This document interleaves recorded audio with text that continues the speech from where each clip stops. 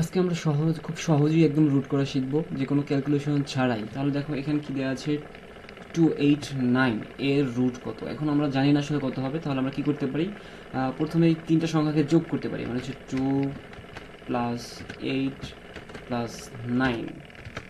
তাহলে 2 + 8 + 9 ইকুয়াল করলে আসে আমাদের 19।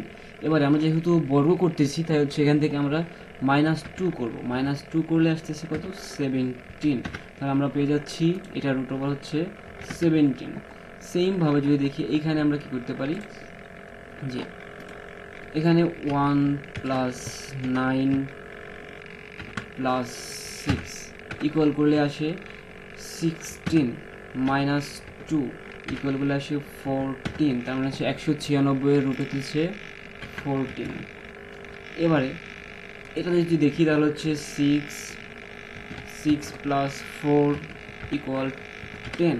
এখান থেকে -2 করে থাকে কত, 8। আমরা সবাই জানি 16কে রুট করলে 8 আসে। এবারে যদি এটা ট্রাই করি তাহলে আসে কত, 2 + 5 = 7 - 2 = 5। তাহলে 25-এর রুট হচ্ছে 5।